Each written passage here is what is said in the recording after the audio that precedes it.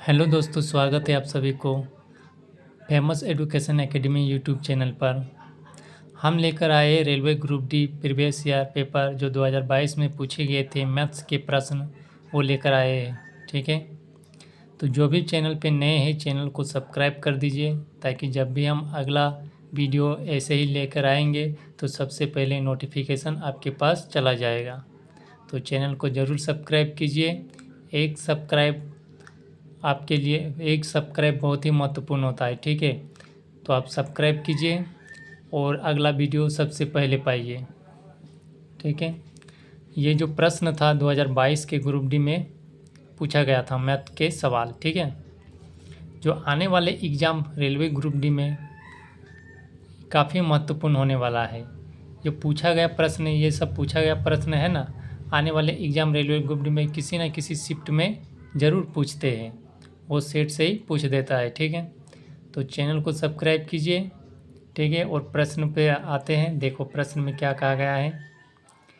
एक वस्तु को 1200 रुपये में बेचने पर 20% लाभ होता है, तो क्रय मूल्य ज्ञात कीजिए। ठीक है, एक वस्तु को 1200 रुपये में बेचने पर 20% लाभ होता है, तो क्रय मूल्य ज्ञात कीजिए।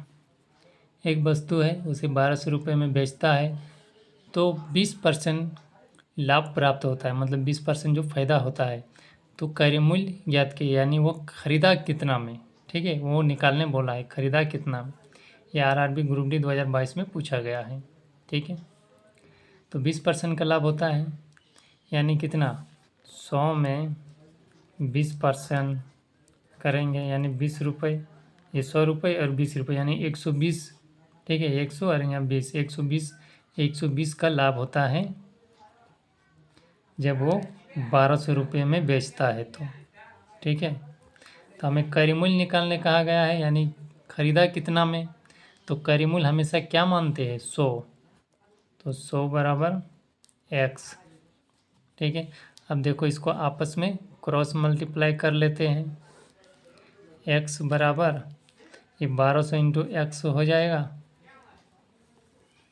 और नीचे में आ जाएगा 120। अब देखो यहाँ से कटेगा 1 0 1 0, 12 10 से 120 कट गया। ऊपर में बचा 10 इंटू 1000, 100, यानी 110 से 1000, 1000 रुपया क्या आया, क्रय मूल्य आया।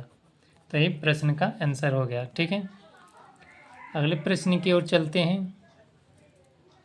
अगला प्रश्न में कहा गया है कि एक ट्रेन 54 किलोमीटर प्रति घंटे की गति से 200 मीटर लंबे प्लेटफार्म को 20 सेकंड में पार करता है, तो ट्रेन की लंबाई ज्ञात कीजिए। ठीक है, एक ट्रेन है जो 54 किलोमीटर प्रति घंटे की स्पीड से जा रही है और 200 मीटर लंबे प्लेटफार्म है, उसको 20 सेकंड में पार करता है।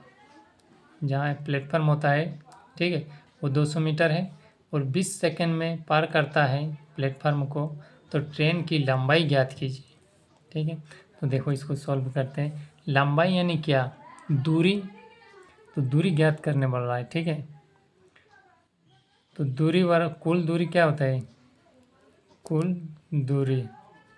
ठीक है, दूरी बराबर चाल इंटू समय। ठीक है, चाल इंटू समय होता है। तो देखो यहाँ पर 54 किलोमीटर प्रति घंटा है और यहाँ पर मीटर है, यहाँ पर सेकंड है। ठीक है, हम क्या बताए थे कि चाल अगर किलोमीटर प्रति घंटा में हो तो दूरी क्या होना चाहिए, दूरी मीटर में होना चाहिए, और समय नहीं, मीटर में नहीं, दूरी किलोमीटर में होना चाहिए और समय आवर यानी घंटा में होना चाहिए। ठीक है, अगर चाल मीटर पर सेकंड में हो, ठीक है, तो दूरी क्या होगी, दूरी होगी मीटर में और समय होना चाहिए सेकंड में। ठीक है, ये होना चाहिए। ठीक है, तो देखो यहाँ 54 किलोमीटर प्रति घंटा है, यहाँ 200 मीटर है, यहाँ 20 सेकंड है। तो ये एक समान करने के लिए ये मीटर है, ये सेकंड 20 सेकंड है। तो 54 किलोमीटर प्रति घंटा को हमको मीटर पर सेकंड में करेंगे। ठीक है, देखो यहाँ पर सेकंड है, सेकंड मीटर मीटर, तो चाल क्या होगा मीटर पर सेकंड। तो मीटर पर सेकंड में चाल को करने के लिए क्या करेंगे, सबसे पहले 54 को 5/18 से मल्टीप्लाई करेंगे। तो ये 18 से कट जाएगा, 18 तिया 54, ऊपर में बचा क्या 3 × 5 यानी 15, ये अलग है 15 मीटर पर सेकंड आ गया चाल। ये क्या आया चाल 15 मीटर पर सेकंड, 15 मीटर पर सेकंड। ठीक है, आ गया। तो कुल दूरी क्या होगा, प्लेटफार्म की लंबाई प्लस ट्रेन की लंबाई। ठीक है, तो प्लेटफार्म की लंबाई पी से प्लेटफार्म की लंबाई प्लस ट्रेन की लंबाई यानी टी लिख दिए, बराबर चाल कितना आया 15 मीटर पर सेकंड, 15 मीटर पर सेकंड लिख दिए, इनटू समय कितना है 20 सेकंड। ठीक है, 20 सेकंड लिख दिए 20 सेकंड। अब यहाँ पर और एक लाइन लिखेंगे प्लेटफार्म यानी पी, इसकी लंबाई कितना दिया है 200 मीटर, तो इसको 200 मीटर लिखेंगे, प्लस टी यानी ट्रेन, इसकी तो लंबाई निकालनी है तो ये टी लिख जाए, बराबर ये आपस में गुना हो जाएगा, 15 दूनी 30 यानी 300 हो जाएगा। ठीक है, तो अब देखो ये टी है यानी ट्रेन, तो ट्रेन की लंबाई अगर निकालेंगे टी बराबर, तो ये 300 और ये 200 प्लेटफार्म की लंबाई से घटा कर देंगे तो आ जाएगा 200। 200 क्या आया 200 आया ट्रेन की लंबाई। ठीक है, यही प्रश्न का आंसर हो जाएगा। ठीक है, तो अगले प्रश्न की ओर चलते हैं। अगला प्रश्न में कहा गया है कि किसी संख्या का 25% बराबर 60 है तो वह संख्या ज्ञात कीजिए। ठीक है, किसी संख्या का 25% बराबर 60 है तो वह संख्या ज्ञात कीजिए। किसी संख्या का हमें संख्या मालूम नहीं है तो हमें संख्या क्या मानेंगे x मान लेते हैं। इस संख्या का x संख्या का 25%, 25% यहाँ पर का दो। ठीक है, का x संख्या का 25% बराबर 60। ठीक है, तो x लिख लिए, का की जगह क्या आ जाएगा गुना आ जाएगा, और 25 है प्रतिशत के बदले नीचे 100 आ जाएगा, बराबर 60। ठीक है, अब देखो यहाँ से कटेगा 5 से कट 25 4 100 कट गया यहाँ डायरेक्ट। ठीक है, तो x बराबर हो जाएगा क्रॉस मल्टीप्लाई 60 × 4 हो जाएगा, 60 × 4 बराबर 240। 240 क्या आया वो संख्या आया। ठीक है, तो इसका प्रश्न का आंसर 240 हो जाएगा। ठीक है, तो अगले प्रश्न की ओर चलते हैं। अगला प्रश्न में कहा गया है कि ए किसी कार्य को 15 दिन में कर सकता है और बी उसी कार्य को 20 दिन में करता है, तो दोनों मिलकर कार्य को कितने दिन में पूरा करेंगे। ठीक है, मान लो ए है, ए किसी कार्य को 15 दिन में कर सकता है और बी उसी कार्य को 20 दिन में करता है, तो अगर दोनों मिलकर कार्य को करेंगे तो कितने दिन में पूरा करेंगे। तो देखो ए कितना दिन में पूरा करता है कार्य को 15 दिन में, बी कितना दिन में पूरा करता है 20 दिन में। तो इन दोनों को 15 और 20 को एलसीएम ले लो। ठीक है, तो 15 और 20 का एलसीएम क्या होता है 60 होगा। ठीक है, 15 और 20 का एलसीएम 60 ही होगा। जैसे देखो यहाँ पर 5 से देते हैं, 5 तिया 15, 5 4 20, 5 × 3 × 4, 5 तिया 15 बराबर 60, 15 4 60। ठीक है, तब देखो 60 15 से कितना बार में कट रहा है 15 4 60 यानी 4 बार में। 20 कितना बार में कट रहा है 60, 20 तिया 60 3 बार में। दोनों मिलकर बोला है, दोनों मिलकर कार्य को कितने दिन में पूरा करेंगे, तो इन दोनों को मिला दो, 4 और 3 7। टोटल काम कितना है, 60 है। तो 60 को 7 से भाग कर दो, दोनों मिलकर करेगा तो 60 से भाग कर देंगे। जब 60 को 7 से भाग करेंगे तो 7 8 56, 10 में 4 जाने से 6, तो आ जाएगा टोटल 8.6/7। ठीक है, दिन। इतना दिन में कार्य पूरा कर लेंगे दोनों मिलकर। ठीक है, तो अगले प्रश्न की ओर चलते हैं। अगला प्रश्न में कहा गया कि 4,000 रुपये पर 2 वर्ष के लिए 10% वार्षिक दर से चक्रवृद्धि ब्याज ज्ञात कीजिए। 4,000 रुपया मूलधन है, समय 2 वर्ष है और दर जो है 10% है, वार्षिक मतलब प्रत्येक साल 10% ब्याज लगता है। तो चक्रवृद्धि ब्याज ज्ञात कीजिए। चक्रवृद्धि ब्याज क्या होता है? चक्रवृद्धि ब्याज होता है कि ब्याज के ऊपर ब्याज लगाना, उसे कहते हैं चक्रवृद्धि ब्याज। मान लो इस साल का 100 रुपया ब्याज हुआ, फिर अगले साल का 100 रुपया ब्याज हुआ। अगले साल का 100 ब्याज तो लगेगा ही, लेकिन इस साल जो पिछले साल जो 100 रुपया ब्याज लगा था उसका फिर निकालेंगे ब्याज। तो चक्रवृद्धि ब्याज में होता है ब्याज के ऊपर ब्याज लगाना। ठीक है, तो देखो इसको सॉल्व करते हैं। मान लो 4,000 मूलधन है। ठीक है, तो 4,000 का 10% बोला गया है, तो 1/10 लिख लेते हैं। ठीक है, 1/10 नहीं, इसको 10/100 लिखो।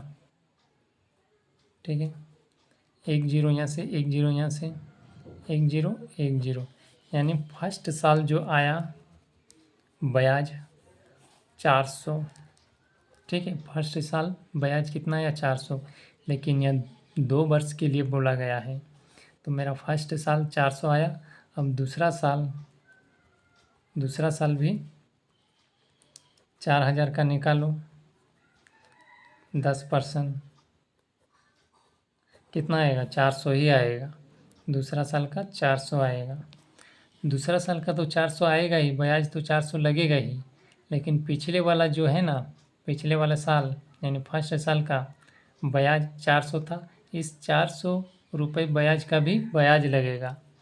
400 का फिर 10%, 1 0 1 0 1 0, यानी 40 रुपया, 40 रुपया ब्याज लगा। ठीक है, ये फर्स्ट साल का 400 निकला, दूसरा साल का 400 निकला, और पिछला साल जो था फर्स्ट साल उसका 400 रुपये ब्याज का फिर ब्याज लगेगा। देखो मूलधन का 10% ब्याज निकाला फर्स्ट साल 400, फिर मूलधन का ही 10% निकाला ब्याज दूसरा साल 400।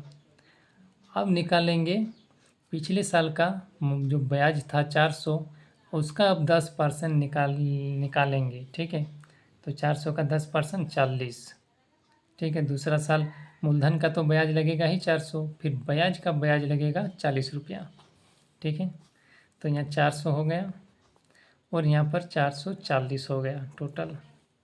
अब दोनों को मिला देंगे तो हो जाएगा 400 400 840, 840 रुपया हो गया चक्रवृद्धि ब्याज। ठीक है, चक्रवृद्धि ब्याज, यही प्रश्न का आंसर हो गया। ठीक है, तो अगले प्रश्न की ओर चलते हैं। अगला प्रश्न में कहा गया है कि 5,000 रुपये पर 2 वर्ष के लिए 6% वार्षिक दर से साधारण ब्याज कितना होगा। इसमें साधारण ब्याज बोला गया है। ठीक है, तो देखो साधारण ब्याज निकालने का आसान होता है। ठीक है, मूलधन को हम क्या मानते हैं, 100 मानते हैं, 100 रुपया मूलधन मान लिए, जबकि 5,000 भी तो एक मूलधन है, तो 100 और 5 दोनों मूलधन है, तो 100 किसके बराबर, 5,000 के बराबर। ठीक है, 5,000 के बराबर। और एक इससे पहले बताए थे कि आरटी निकालना, आरटी जो है किसके बराबर होते हैं, साधारण ब्याज के बराबर होते हैं। आर का मान कितना है, 6 यानी आर यानी रेट, और टी यानी समय का मान कितना है, 2, तो कितना निकलेगा, 6 दूनी 12 गुना हो जाएगा, 6 × 2, 12 हो गया, तो 12 किसके बराबर होगा? साधारण ब्याज के बराबर। ठीक है, तो यहाँ पर 12 लिख लिए, किसके बराबर? साधारण ब्याज के बराबर। तो साधारण ब्याज हमें निकालने कहा गया है। ठीक है, अब इसको क्रॉस मल्टीप्लाई कर लेते हैं। x बराबर 5000 इंटू 12 बट्टे में 100। देखो यहाँ से 2 जीरो कटा, यहाँ से 2 जीरो कटा, ऊपर में बचा 50, 50 इंटू 12। ठीक है, तो इन दोनों को गुना करेंगे तो 12 5 60, यानी 600 रुपया आ जाएगा साधारण ब्याज। ये साधारण ब्याज निकला। ठीक है, ये साधारण ब्याज बोला गया था प्रश्न में, 600 रुपया साधारण ब्याज। तो यही प्रश्न का आंसर होगा 600 रुपया। इसको इस तरह से भी निकाल सकते हैं, जैसे कि साधारण ब्याज बराबर होता है, साधारण ब्याज बराबर होता है मूलधन गुना दर समय बटे 100। ठीक है, तो मूलधन कितना है? 5000, समय कितना है, दर कितना है 6% और समय 2 है। ठीक है, बट्टे में 100, तो यहाँ 2 जीरो, यहाँ 2 जीरो कट गया, 6 दूनी 12 और 12 और 50 गुना हो जाएगा, यानी 600 आ जाएगा। ये वो दूसरा मेथड। ठीक है, अब तीसरा देखो, मान ले 5000 है, 5000 के लिए कितना? 6%, यानी 6/100। अब देखो 6/100 लिख दिए, तो 1 zero 2 zero, 1 zero 2 zero cut गया, ऊपर में कितना बचा? 50 और ये 6, गुना करेंगे तो कितना होगा? 300। ये जो निकला 300 ब्याज 1 साल का निकला। ठीक है, तो प्रश्न में बोला गया है 2 साल का, तो अगर 1 साल का 300 है तो 2 साल का कितना होगा? 600। 300 गुना 200, 600। ठीक है, इस तरह से भी निकाल सकते हैं। ये हुआ फर्स्ट मेथड, ये हुआ सेकंड और ये हुआ थर्ड। ठीक है, तो अगले प्रश्न की ओर चलते हैं। अगला प्रश्न में कहा गया है कि दो संख्याओं का अनुपात 3:5 है और उनका योग 64 है। ठीक है, 64। तो संख्याएं ज्ञात कीजिए। ये भी आरआरबी ग्रुप डी 2022 में पूछा गया है। ठीक है, तो आप चैनल को सब्सक्राइब कर लीजिएगा। ठीक है, चैनल को सब्सक्राइब कर लीजिएगा ताकि जब भी अगला वीडियो ऐसे ही लाएंगे तो सबसे पहले नोटिफिकेशन आपके पास चला जाएगा। ऐसा वीडियो हम रोज़ लाते हैं। ठीक है, दो संख्याओं का अनुपात 3:5 है और उनका योग 64 है। मतलब दो संख्या है जिनका अनुपात 3:5 है। ठीक है, और उनका योग 64 है, यानी जोड़ 64 है। तो इनका भी जोड़ कर लेते हैं। 5 3 8, 8 हुआ, और इनका योग कितना है? 64, 64 है। तो 8 से भाग दे देते हैं, 8 8 64, 8 आया। ठीक है, 8 आ गया। अब बोला ये संख्या ज्ञात करें, तो पहला संख्या क्या था? 3, तो 3 से मल्टीप्लाई होगा, 8 तिया 24। दूसरा क्या था?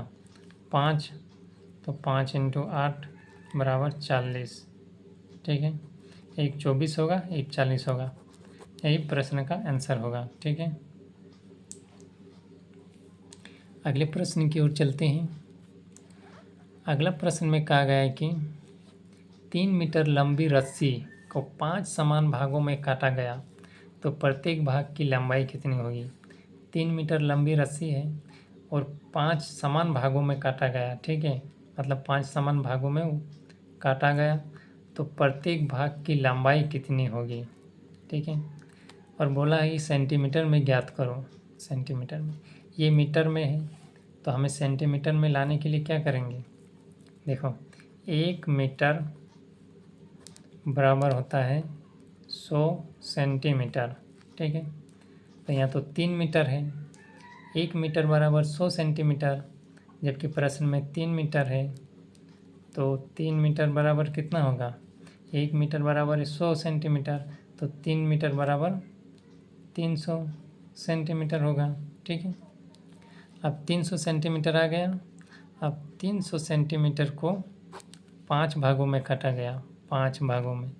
तो 5 भाग में काटते हैं, 5 से भाग दे देंगे, 5 चौक 30 यानी 60 से कट गया 5। तो प्रत्येक भाग की लंबाई, प्रत्येक भाग की लंबाई कितना होगा? 60 सेंटीमीटर। ठीक है, यही प्रश्न का आंसर होगा। ठीक है, प्रश्न इतना ही था। वीडियो अगर पसंद आए तो लाइक ज़रूर करें, कमेंट करें और चैनल को सब्सक्राइब कर लीजिए। Famous education academy YouTube channel को सब्सक्राइब कीजिए। ठीक है, ऐसा वीडियो हम रोज़ लाते हैं। सब्सक्राइब कर लीजिए चैनल को, ताकि अगला वीडियो हम ऐसे ही लेकर आएंगे तो सबसे पहले नोटिफिकेशन आपके पास चला जाएगा। ठीक है, तो आज का क्लास यहीं समाप्त होता है। फिर मिलेंगे अगले क्लास में, तब तक के लिए धन्यवाद एवं जय हिंद।